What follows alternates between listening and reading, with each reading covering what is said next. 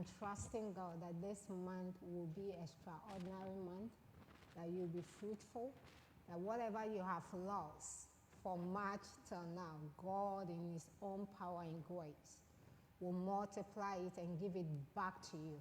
So happy, happy, happy new month to all my Facebook family.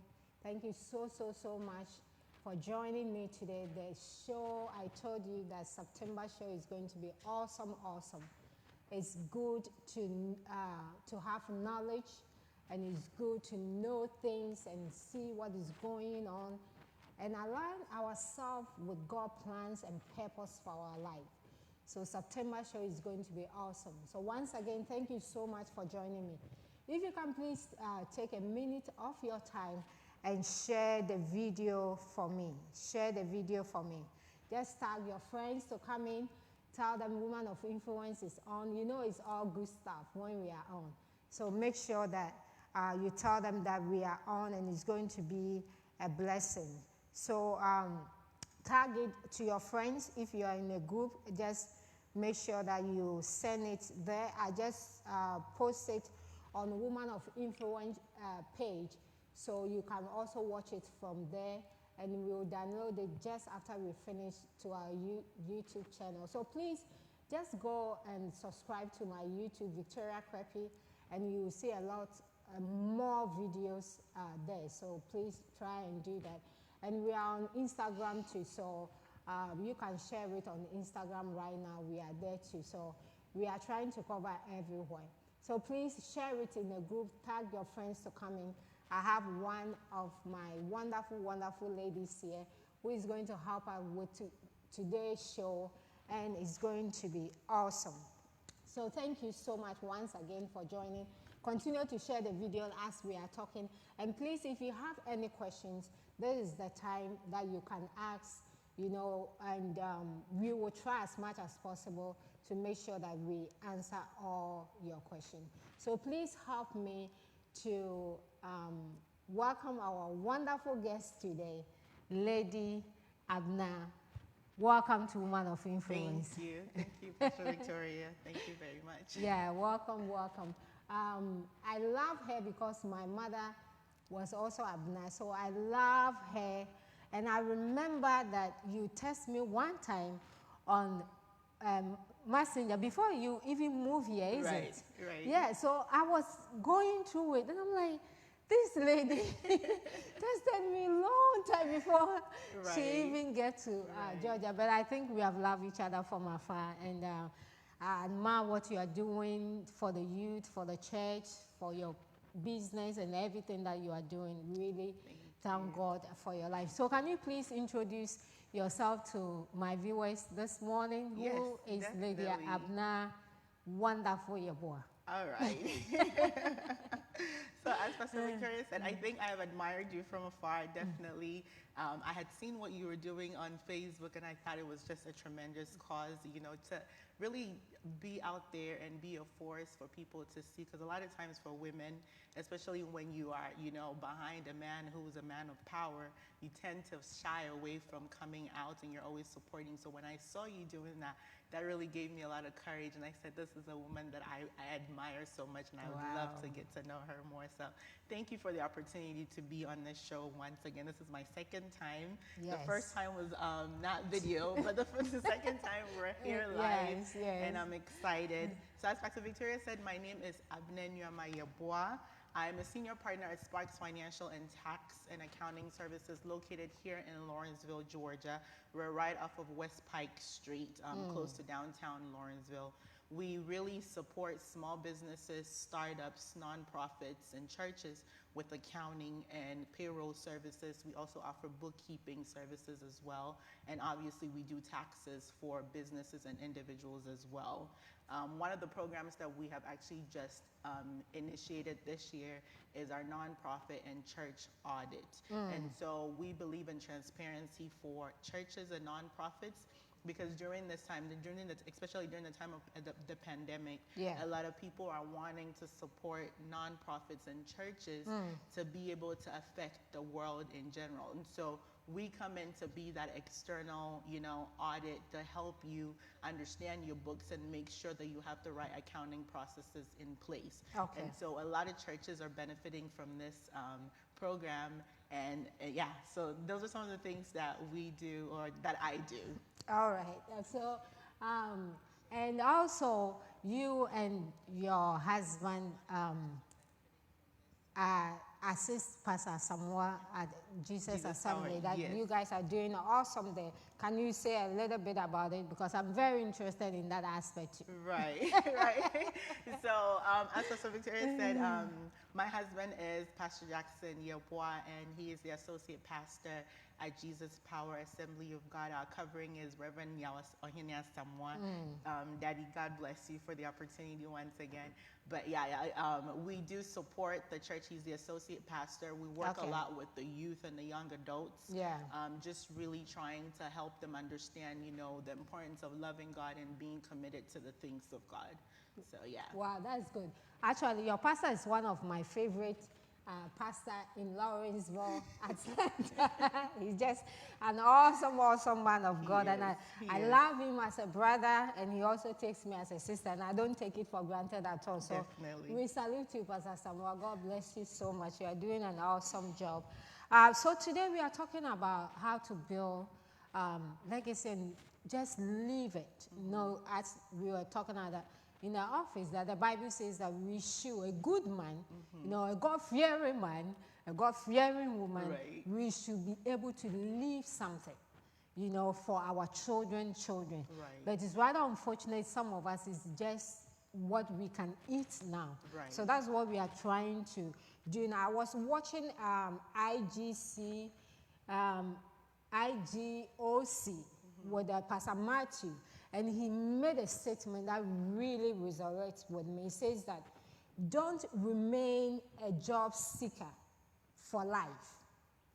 Plan to become a wealth creator if you intend to make an impact in your society. So it means that if you want to make an impact, and that is what Woman of Influence is all about. Right. Influencing and making an impact.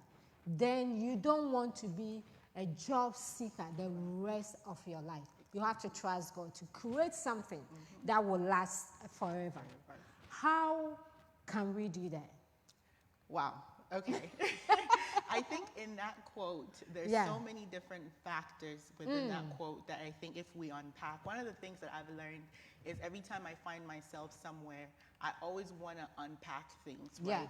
Just to get to the root cause, to get to the bottom of exactly what is this quote referring to. And this is a powerful quote because he's saying, like you said, if you don't want to be a job seeker for life, then you need to look at wealth creation. That is one of the biggest things that we can do to serve as a legacy for ourselves and also for our generations. Yeah. Like you rightfully said, God wants us to be prosperous.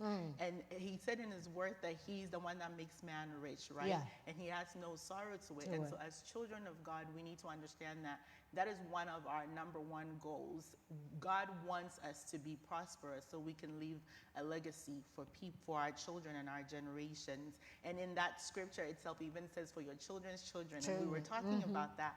And the one thing that really resonated with me that made me so excited about wealth creation at this very young age, because I believe that this is the time for us to start that journey of building a legacy. Yeah. We don't want to wait till we are 30, 40, we keep procrastinating and thinking that we're young, but when you're younger, that is the best time. And we'll get a little bit more into the technical things.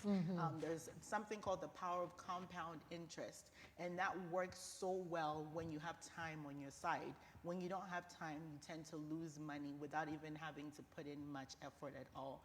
And so as young people or just people in general, we need to understand that we have to go on certain steps in order for us to start our journey to creating wealth for our children's children. So we pay forward, not just for our children, but the ones that come after our children. And so with being able to create wealth, one of the things that we teach a lot is financial freedom. Okay. When we talk about financial freedom, it's almost like it's a step process. So there's financial independence, then you graduate to financial freedom, and then you move into the financial legacy space.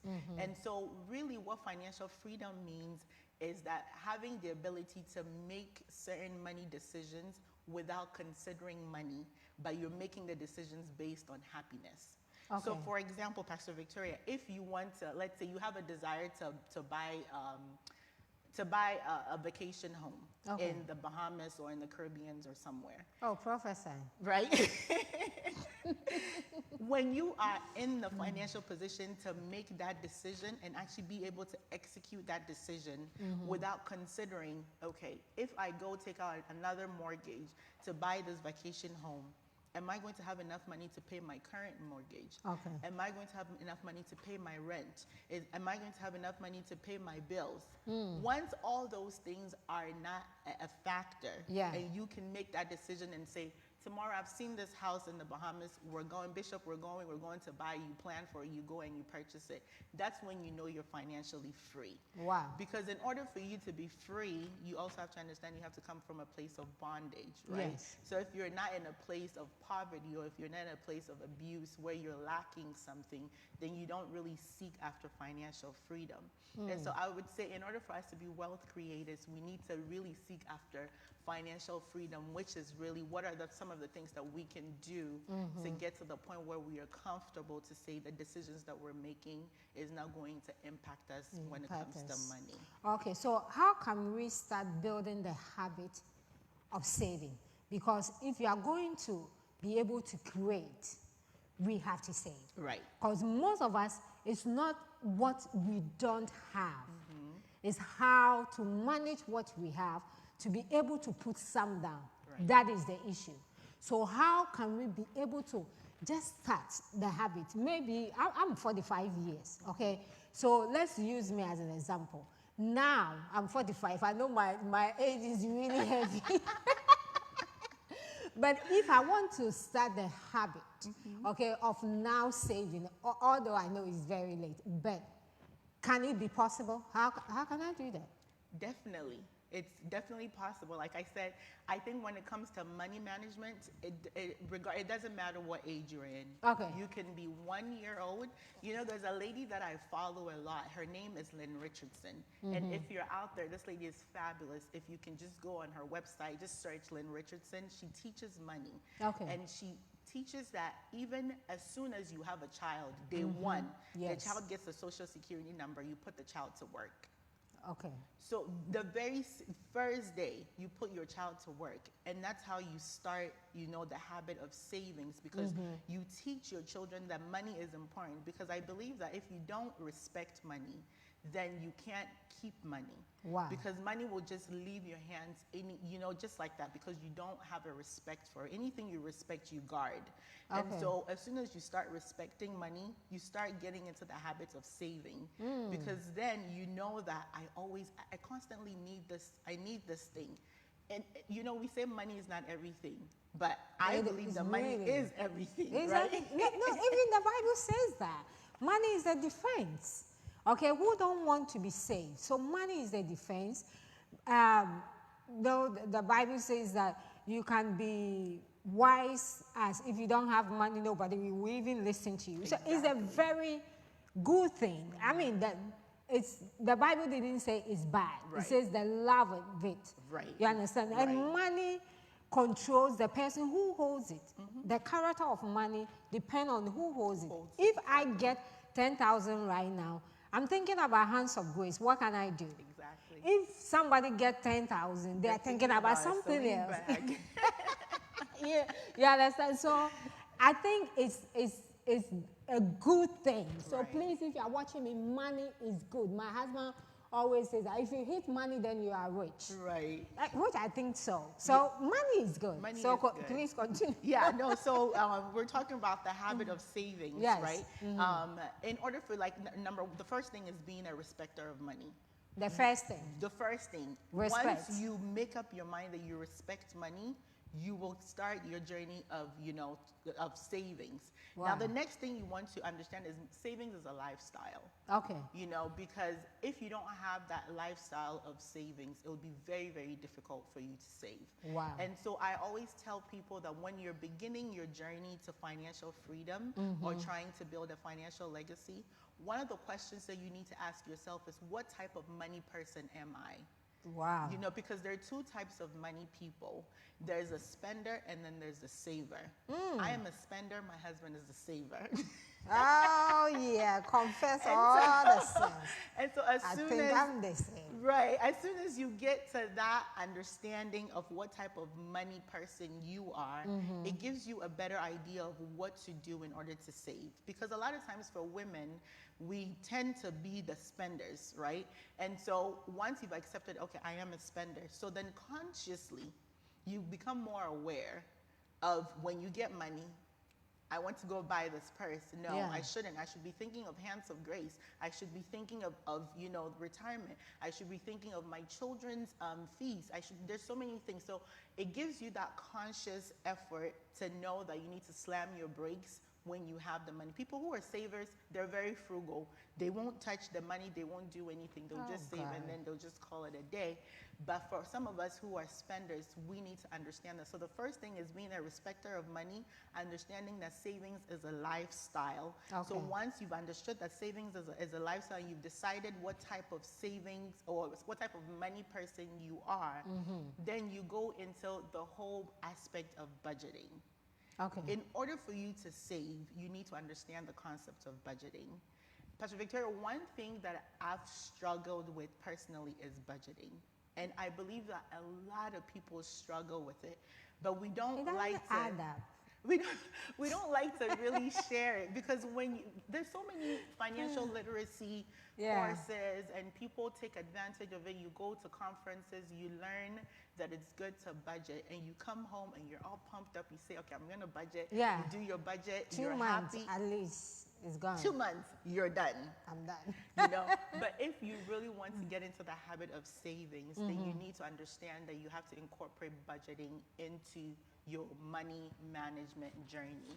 Wow. Once you do that, you would see where the pitfalls are and where the gaps are in your money management system. That way you know how to fix them and then be able to start that journey of savings. Wow. Please, if you are watching us, I think we will need a comeback. Okay, so we haven't even finished the show, but I'm like, there's no way we'll be able to finish everything. But if you are watching us, we are talking about how to build a lasting legacy and passing on to our children. It's very, very important. And it's all about money. Money can make you do a lot of things. But I love what she is saying. If I don't even teach my children how money is important, how to respect money, how to behave around money, then even if I leave everything for them, they will abuse it. So it has to be a lifestyle that you as a parent, you are practicing, so you can even pass it on to your children as a lifestyle. It's very important. So that's what we are talking about. Please continue to share the video. Tag your friends to come in, because this information is very good. These are some of the things that I've paid money to go to get this information. I'm telling you, I spend money to do a lot of things. And this information is something that I pay money to just go and see the 3 days for them to, teach me. So it's something that you are getting for free on a Woman of Influence. And we really want to make sure that, So there are different ways that you can save money. I say, and for me, I teach from infants all the way to, adults. Okay. So as little as even a penny, having a piggy bank. Okay. That's one of the best ways to save money is to have a piggy bank and start putting, and that's how you start training yourself, right? Okay. And so as you're graduating from a piggy bank, then now you're opening a bank account, and that's how you start putting money into your bank account. Those are just the traditional ways of saving money. Okay. But when we talk about saving money is how can I make money? That's what saving money is all about. Okay. So the best ways to save money is number one, having some sort of active income. So besides your job, which is your active income, the next thing is you want to have passive income. Okay. Because our jobs pay for our living. Yes. If you have a job, you know your job is going to pay for your mortgage or your rent, it's going to pay for your utilities, it's going to pay for your phone bill, your cable bill, your internet bill, and the money is finished. Wow. We haven't even talked about tithing. We haven't even talked about savings, and then the money is already gone.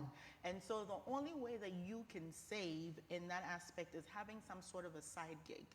You know, glory be to God, we're in a generation now where, you know, side gigging it's almost like second nature. Yeah. Every single body needs to have something that they're doing on the side. And God has embedded something in us that if you can find that true potential, that is what's going to make you that true money, and that's what's going to help you to be able to save. Because if you don't have the money, you can't save it.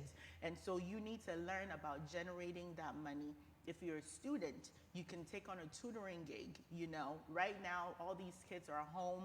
Yeah. They're now doing distance learning, digital learning. Most of the parents are not even able to assist their kids. So maybe after you're done with your class, you call up a few parents, hey, I'm available from 3 to 5. I can come in, assist your kids, help them with their homework, and then, you know, get them ready for the next day. You can make money that way. Wow. There's YouTube. You can make money off of YouTube. Right now, you can cook food.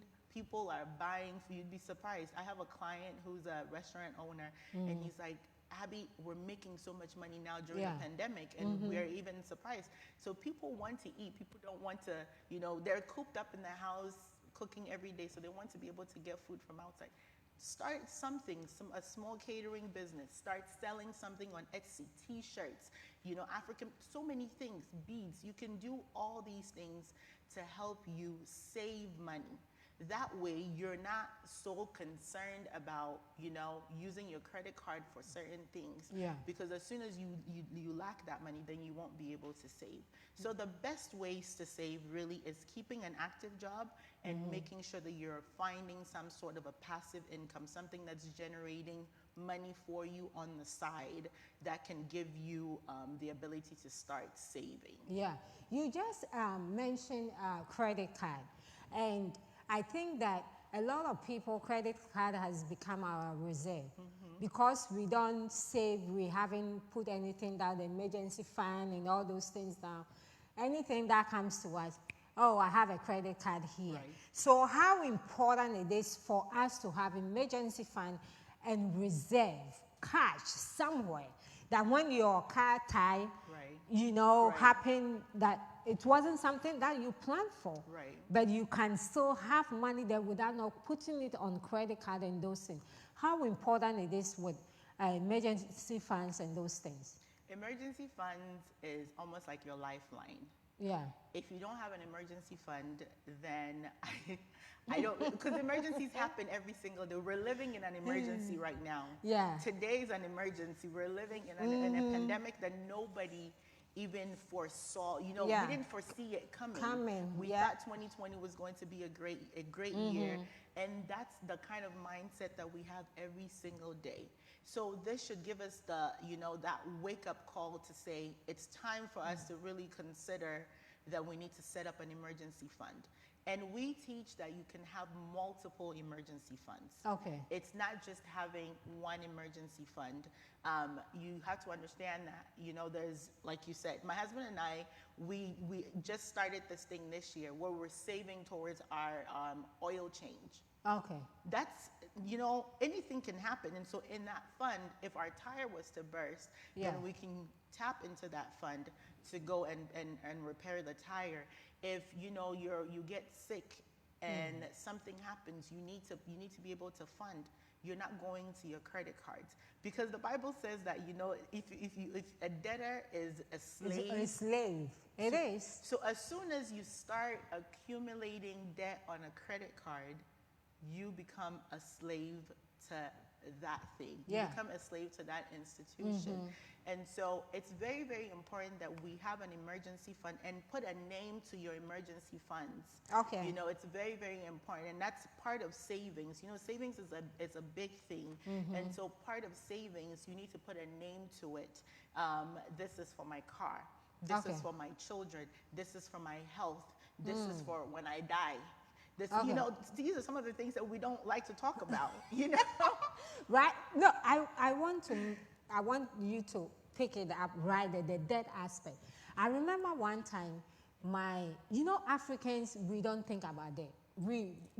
I mean, you don't want somebody to ask you anything about that because we think we will live forever. So my firstborn, you will ask me and my husband, so if you guys die, what do you want me to do? Exactly. Take you to Ghana or here? And I'm like, you're right. How can you think that?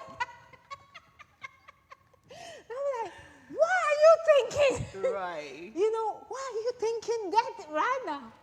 And she said, you see, no, I have to know so I can grant your wishes. And I look at my husband like, this is something that we didn't have opportunity to learn. Right. You know, so our parents died, and it was our responsibility to come up with the money and all those things, and nothing was prepared for anything. Right. And we live debt instead of living good things.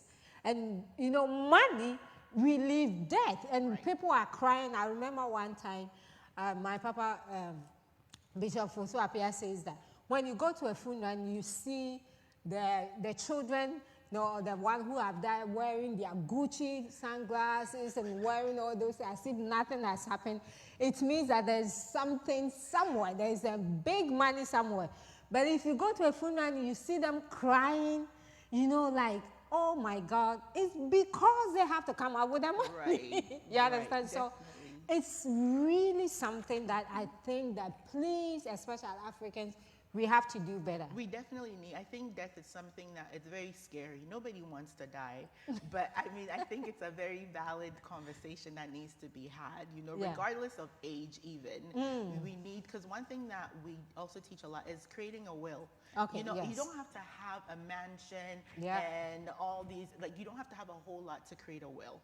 You know, you can go to your bank and create a will. Just go with your spouse, go with your whoever, and just go put something down and say, these are what are the things that I want to happen when I'm no longer here. Okay. But we also have to save towards that. Yes. Because we don't want our children to be burdened with those things. I told my mom, I said, I know we're Ghanaians, we have the 1 week and then we have the 6 months. And then I said, if you want a 1 week, make sure you do it before you die. Because I won't be doing a 1 week for you. Put something down for your 1 week. Right. If you want a 1 week, then definitely maybe, you know, some people might be interested in doing the 1 week, but I wouldn't be doing a 1 week. So if you want a 1 week, you need to make sure you put money aside. Say, okay, Abna has, you know, $1,000 for my 1 week. Yeah. Here's this, here's that. And I think it really just helps because honestly, Pastor Victoria, one thing that we have to understand that the reason that a lot of us people of color are not progressing when it comes to legacy building is because I do understand we're very far behind on so many different things. But this is the time for us to really step up and say we are the generation of change. Amen. And so I wanted to start with me, right? And so although my parents might not have been able to leave a legacy for me, I want to be able to leave a legacy for my children. And so in order for you to do that, there are certain things that you have to be very firm about, which is, you know, understanding that it's not, you don't have to give all your money away to your family members. Yeah. You don't. It's okay for you to say no sometimes. You know, it's okay. And I always, especially with mothers, I was getting so much backlash when I started this journey on financial literacy, especially for African mothers. Yeah.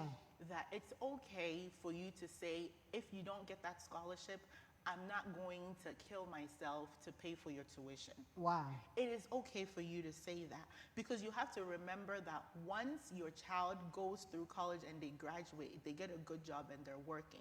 Now they're thinking of their family. They're thinking, they get married, they want to be able to build, buy their own house, buy a nice car. They're not worried about coming to give you any money. Yeah. And so you need to let them understand at a very young age that my dad was one of those people. He was like, you either get a scholarship or you don't go. I have siblings who went to some of the worst schools in Ghana, and you would not even believe that that's where they were going. It's a choice. You know what I'm saying? And so parents have to get to the point where you can have that firm conversation with your children and be able to be a little bit selfish sometimes, to say, no, we're not paying for that. We're not paying for your tuition. You decided. You had the same opportunities as everyone. You didn't get that scholarship. You go out there and get the loan. Have them be responsible for their loan, because whenever they graduate and they're working, they will pay for their loan, but they won't pay for the loan that you have given them. Oh my God. So it's very, very necessary that you keep your money and have them go take out the loan. That way you don't become a burden, because a lot of times what happens is we don't have enough. Yeah. The jobs that we're working is not going to be enough to support your children's tuitions and some of these things, that necessities of life. And so once you put yourself in a credit card debt for your kids, they're still going to take out loans anyway, because they need it in order for them to, attend the schools that they're going to. So once they do that, now you are in a financial ditch. Now they're in a financial ditch. So who's going to help who out? Wow. You know what I'm saying? So yes. If you can make sure that your retirement looks good, then they can also make sure that their retirement looks good. So if you have anything extra, you give it to your grandchildren.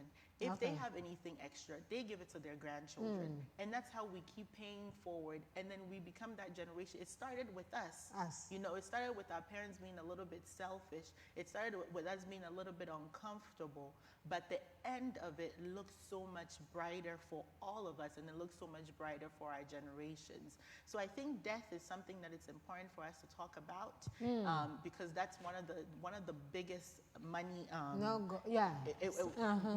It would take a lot from us. So I believe that these are some of the things that if we incorporate into our money journey, it's really, really going to help us. Wow. Please, thank you so much for joining. Can you please share the video for me? Tag your friends to come in. This is a very great information that's going on. You don't want to be selfish. You can be selfish on your money, but don't be selfish on Women of Influence. So share it with your friends. Tag your friends to come in. I think the information is very, very awesome. So we are talking about how to create wealth and savings right now. But I don't know about you, but me, sitting here listening to all the powerful information you are giving, you could see that sometimes you think that you don't have enough. But that's when budgeting comes in. And some of us, 2 months, our budget is on the window. But we really have to discipline ourselves to make sure that we are doing what is right. For some time now, a couple of years now, I just say to myself, I'm going to discipline myself to do what is right. Not what is comfortable. Right. You understand? But this is the right thing to do. So that is what I'm doing. It's the right thing to put money aside. It's not, I call it, it's not every money that need to go to the mall. It's not every money that need to go to a grocery shop. It's not that every money that you need to spend. Some money is a seed. Some money is just put it somewhere, forget about it.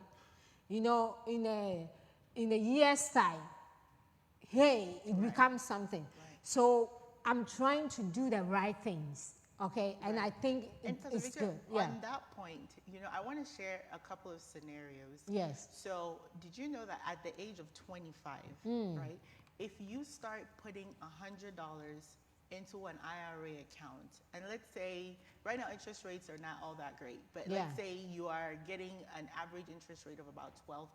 Yeah. 25 years old, by the time you hit the retirement age of 65, you would have saved $1 million. Wow. That's the power of compounding interest. That's what I was telling you about earlier. And if, let's say, you waited 10 years, right? Okay, you didn't get an early start, and so you turn 35, and that's when it clicks, and you're like, okay, yeah, I need to get my act together. And so at that point, if you decide to start, same scenario, same factors, you start saving $100 every month for the next 30 years of your life at a rate of 12%, you would have saved $300,000. So just right there and there, just 10 years, you've lost $700,000. Wow. $700,000. That's the power of compounding interest. And so it's very, very important that we do discipline ourselves, because you would think that $100 is a lot of money, but it really, if you really look at your budget, it's not. That you can make $100 so quickly, you know.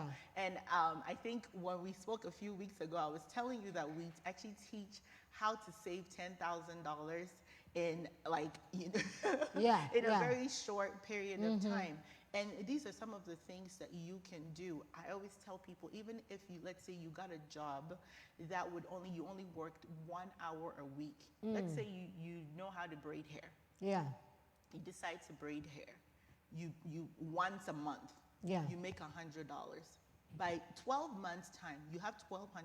Yes. That's a lot. That's a lot of money to do something with. You know, you can invest that money, and that would you just put that money into some sort of an investment vehicle, and it will just keep growing for you. So you don't even have to worry about taking money out of, you know, your going to the mall or going to the movies or hanging out with your friends. Just put in that extra 1 hour a month. Wow. And you would be able to generate that kind of income.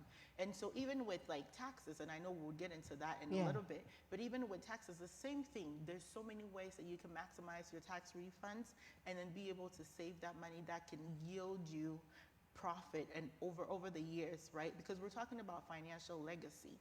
Legacy is really leaving a long-lasting impression. Wow. So if you can't leave a long-lasting impression on someone, whether like emotionally, physically, financially, spiritually, then you don't really have a legacy to live on, right? For some of us, we're so fortunate that we have parents who have left a legacy, and so you go somewhere and somebody just here's your last name, and opportunities open for you. So it's the same thing. You need to be able to build that type of legacy for your children, so that whenever they get to wherever they need to be, as soon as they open their wallets, opportunities open for them. As soon as people hear the last names, opportunities open for them. So That's legacy awesome. is something that is very, very important when it comes to saving money. If you don't have that legacy mindset, then it would be very, very difficult for you to discipline yourself. I want to be able to have $1 million, but I'm 32 now, so if I didn't start at 25. You have lost some things. But thank you so much for watching us. We're having a very wonderful time here. Please share the video. Ask your questions. I'm just looking through here, and I've noticed that we are all enjoying and we are not asking questions. Please ask questions, because that will bring the best out of her. The more questions you ask, that will bring the best. So ask your questions now. It's good to know, okay? These information can form you. You are not late. I'm 45, and I know I'm not late. I can start even if I haven't started. I don't know how old you are, but you are not late to do the right thing, okay? And do the right thing. That is my motto. Do the right thing, not what is comfortable, because life will not give you what you want till you take from life. So you have to know. Okay, like after retirement, in fact, after retirement, I don't want to go and stand at the front store of Walmart. I don't want to do that. I don't know about you. After retirement, I don't want to look at me and say that, oh, things are not, so I have to go back to work and those things. If I have retired, I will retire. Right. Okay, and if we don't do what you need to do now, the right things, not the comfortable things, the right things, then after retirement, we'll be forced to go back and do what we don't want to do. You can't work from 25 years or for 18, work, and after God wants you to rest, you have to still go and work because you didn't do what you need to do. And that's what Woman of Influence is about. Please, let's do the right thing. Let's trust God to do the right thing. And, when you are reading the Bible says that Abraham, have cattle, and Abraham have days, and, have slaves working for him and all those things. Those are word creation. And guess what? They leave it for Isaac. Isaac leave it for days. This one leave it for days. We can also do the same thing. That when we are gone, it won't be like you just came on the earth and walk here. But there will be something that people will look up to, and it's going to be a blessing to them. So please make sure that you are asking questions. It's very important. So let's do the tax thing then. Because for some of us, once we get into January, oh yes, Uncle Sam is going to be good for us. Right. We don't even remember that it's not like they like you, they're giving the money to you. It's your money, you've worked. It's your own money. Yeah. But we don't see it that way. And it all boils down to the respect you say when it comes to money. If you know first that your taxes is your own money that you work hard for. 2, you have to respect that money. Right. You understand? Then we will know how to use it. But most of the time, we think it's the extra things that the government just love you and they are giving you. So we do things with it and spend. You eyeing some nice shoes, some nice bag. And if you are me, once you buy one bag, the money is gone. Oh my God. That is serious. How can we make a good use of our tax refund? How can we? That's a very Maybe I will question. start this next year. How can we very, do that? very good question. The interesting thing is, for the past few years that I've been doing taxes, like you said, as soon as January hits, there are people who are super excited. Yeah. They're coming in. They know that they're going to be making good money.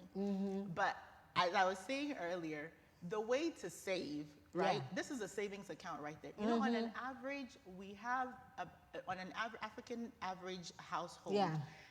Let's say a married couple with 2 children, making okay money, like making our African household money. Yes. Usually when they file their tax returns, whether they're filing married joint, head of household, they usually average around $6,000-$7,000 in tax refunds. That's money so even if you didn't save any money at all throughout the whole year, that's your savings account right there. And so you need to be able to understand that, okay, with this money, what am I going to do with it? Okay. For me, the most important, it's not more important about taking the money and investing it right away, but it's about building the habit first. Okay. Because I see a lot of people who come and they say, oh, I have $1,000. I want to invest it in something. What can I invest it in?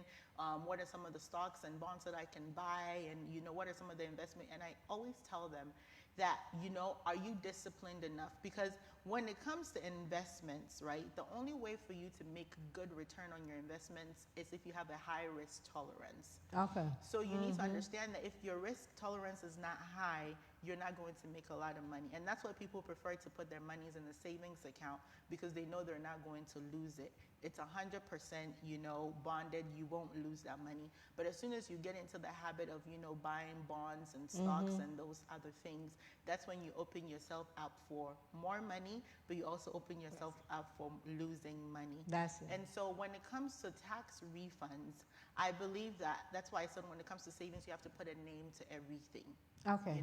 So as a family, if you decide that, okay, well, every single year our tax refund is going to be used for retirement purposes. Okay. So assuming that you had as soon as your child turns 1, you start getting that AIC credit, right? So if you have 2 children, age 2, age 3, and you're making, let's say, averagely of $5,000 in a year.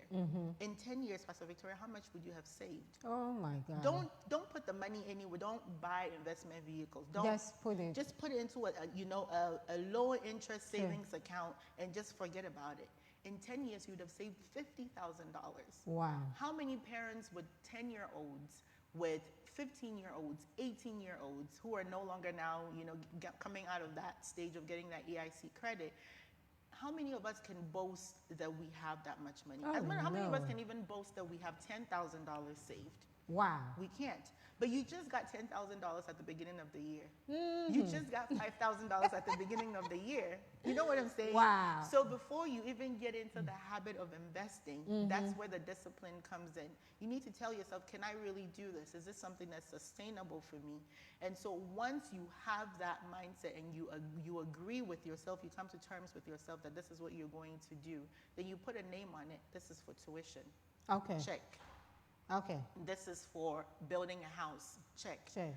This is, you know what I'm saying? So you put names on it so you don't touch it, because money that doesn't have a purpose will be spent on anything. Wow. So you need to have a purpose for your money that's sitting in the accounts. Okay. And then if you're really there and you have the money and you want to start, putting it into investment vehicles, then, you can schedule some time with me. We work with a great team who knows a lot about investing and helping you know the right times to buy and when to sell and all these different things. I think Josiah was on here, he talked about real estate. Yeah. That's one of the best, investment vehicles that you can invest your money in. Buying land. Right now, land back home, you'd be surprised, Pastor Victoria. Like, I keep telling even the youngest ones here. It's just something else. It's just appreciating just like that. So even, because now, besides the parents, right? The parents have the tax refund. Yeah. The students are also getting refunds from college. Yeah. With this pandemic, I'm telling you, it's been a blessing.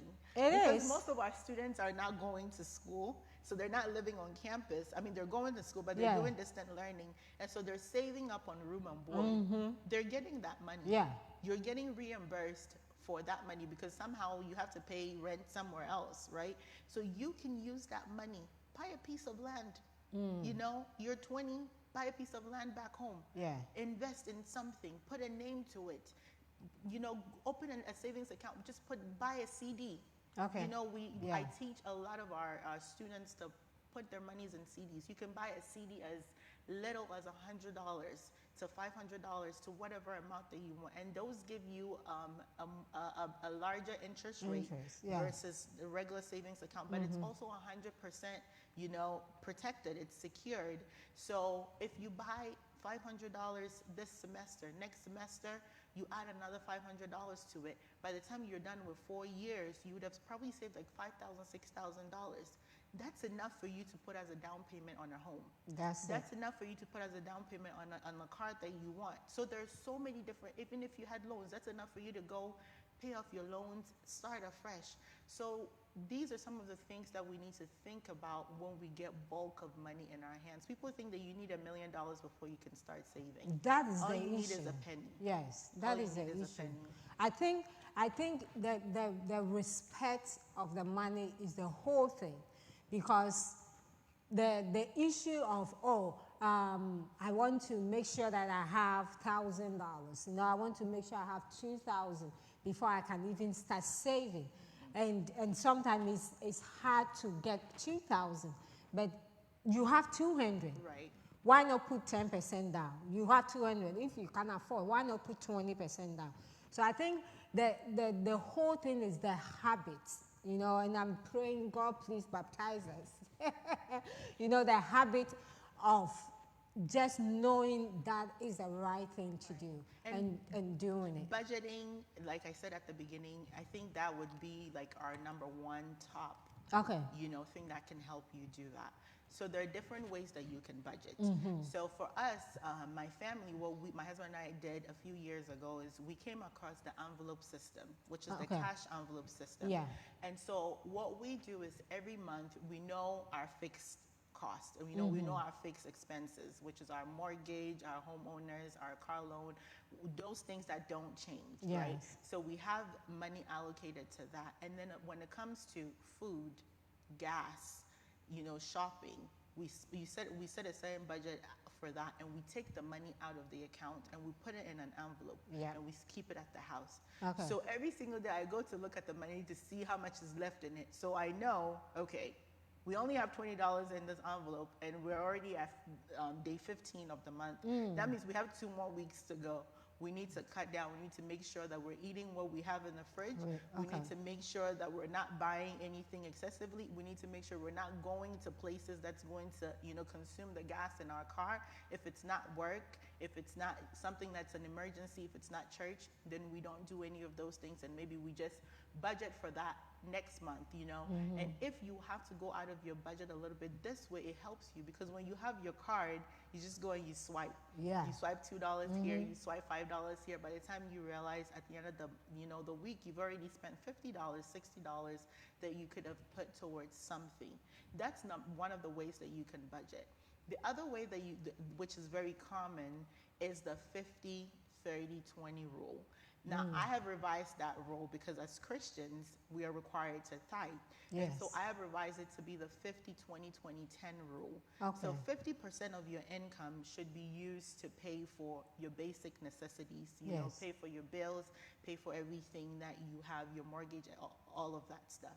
Then you use the next 20% for to save. So you put 20% away. Then the next 20% is for your wants.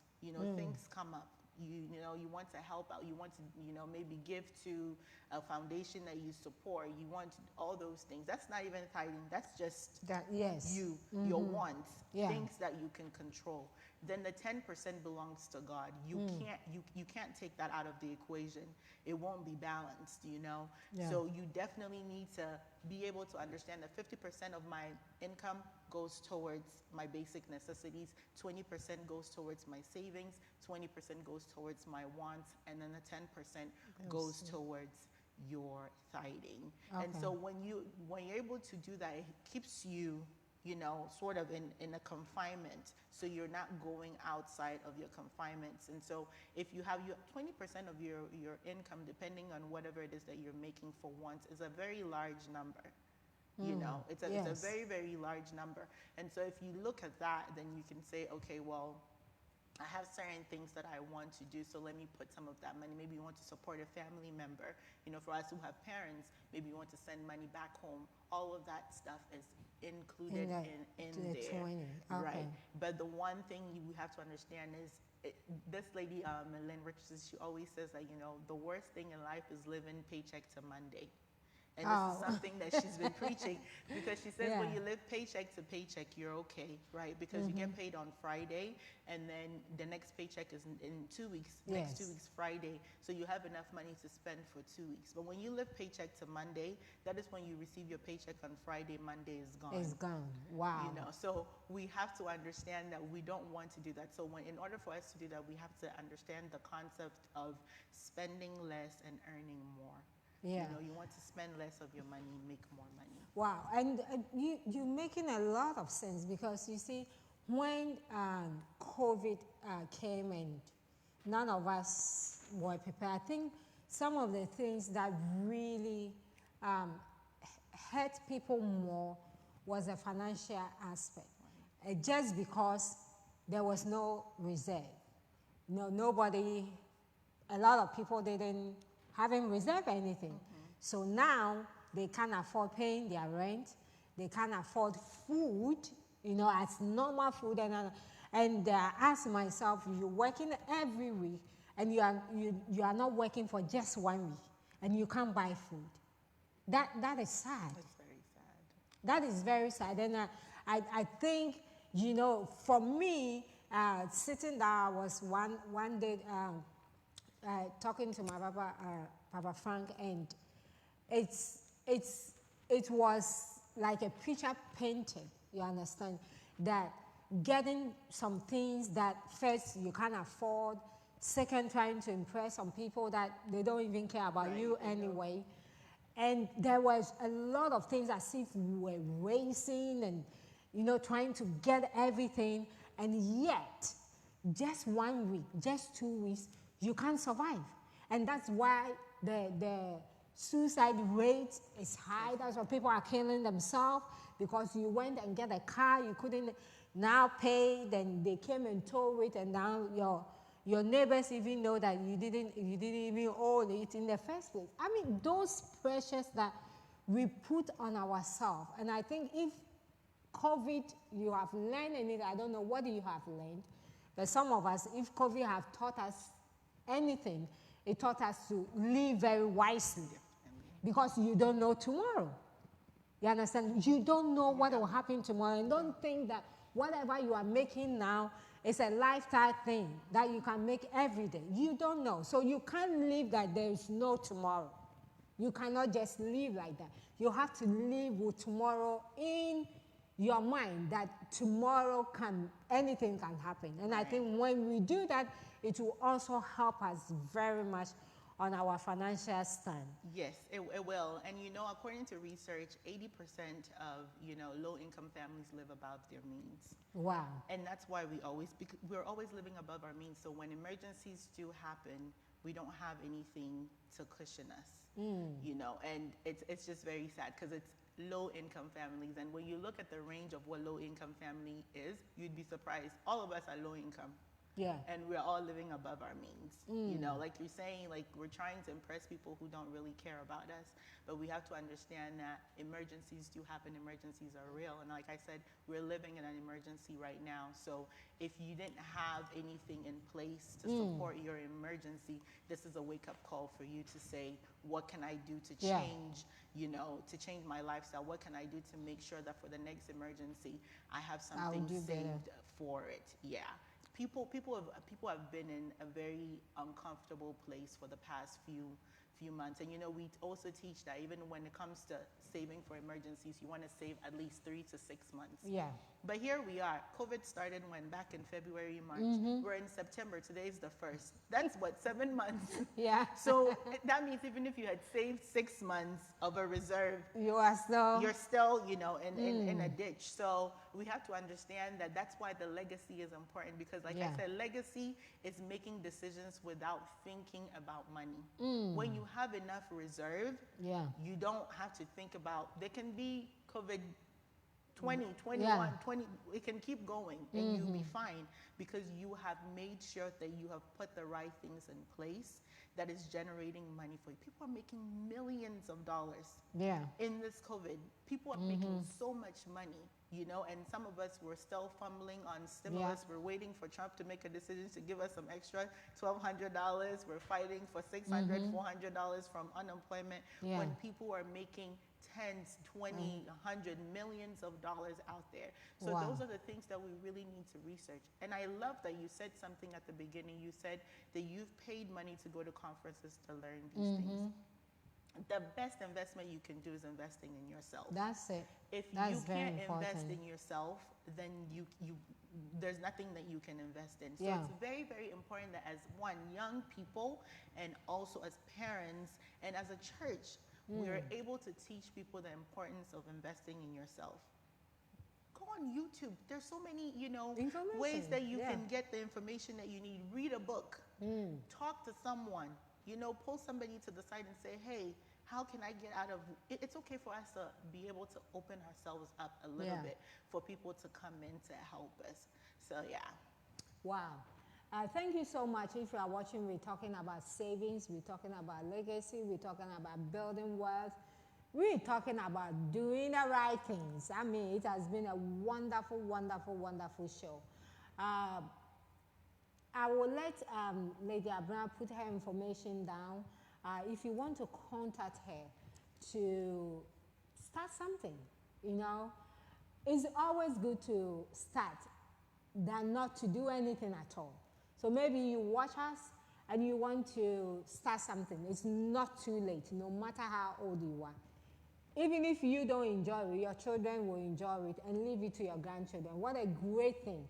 Sometimes when I'm watching things and somebody says that my grandmama left this for me, and I'm like, oh yeah, that's so good for you. So personally, I never have that privilege.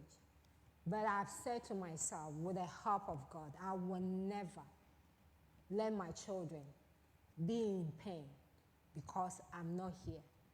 I want my children, my great-great-grandchildren, one day say that thank Grandma Victoria so well for coming to this world. That is what I want to do because I didn't have that privilege. And it's not too late. You too can join in. So she's going to put her information there. Get in touch. She's right here in Lawrenceville, just like 2 minutes from wherever we are now. You can call her. You can start with something. January is just at the corner. As we talk about the taxes, you can decide that next year your taxes, you do something better with it. She can help you with everything. Accounting, how to fix your books, how to turn your books around. What type of savings can you do, okay? Because some of us, we are lost. We don't even know where to start. So is CD okay? You know, it's just normal putting your money in the current account, and every small thing you go and take 20, every small day you go, you know. What can you do to make sure the investment I love most is one that I call it, I throw my money in the sea, and I don't know when I'm going to meet it again. You understand? Those things. But which one to start? It's always good to have somebody to tell you what to do. So she's going to put her information down, take it, call her, arrange something, and I think it will help you. I've known her for a while. She's very, very good, wonderful, God-fearing woman of God. She won't let you do anything that is going to cause you in trouble. That one I can assure you. So, lady, how can we get in contact with you? And also mention about some of the things that we are going to launch next year. Okay. If you can. Yeah, so if you want to get in touch with me, you can find me on Facebook, on Instagram. It's Sparks Finance or Sparks Financial Services. If you go to sparksfinancials.com, that is my website. You'd be able to get our location, our phone numbers, and how to get in touch with us. As Pastor Victoria was saying, we are starting something for anyone who's really ready to create wealth. We're calling the Wealth Creators Group, and it's a success coaching group that my husband and I are building on. We're praying to God for the right direction to be able to bring the right kind of information to people around. So if you are interested in joining this community of like-minded people who are ready to build generational wealth, please head over to sparksfinancials.com. Sparksfinancials.com. It would bring you Can you spell this? Sparks, yeah. SPARKS, okay. And then financials.com. Okay. Financials with an S. Yes. .com. Go ahead and go onto the website. It's a landing page. Put your email address in and we'll get in touch with you. We're planning on launching this program the beginning of 2021, but in the meanwhile, we can help you get ready to get into the habit of creating a legacy for you and your generation. God richly bless you. Thank you so much, Pastor Victoria.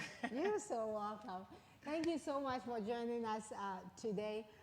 We're going to, what I will do is after the show, we'll just type it to on the comments place so that if you want to go back to it, you can even go back. So she will type it on the comments, her number, the location and everything. I know some of us, you said, I didn't even hear the website. I mean, you are still trying to figure your iPhone like me.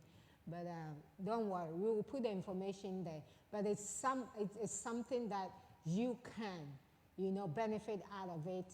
They are very, very God-fearing husband and wife, and I know that they can help you. So if you need any help, please contact them, and it will be a blessing for you. Once again, thank you so much for watching Woman of Influence. Please continue to share the video because I know a lot of you watch after the show. So share it so that your sister who is working now can watch it later. This is a wonderful, wonderful information. And this is not the last time we will see her because I think she has to be back to just talk about budgeting.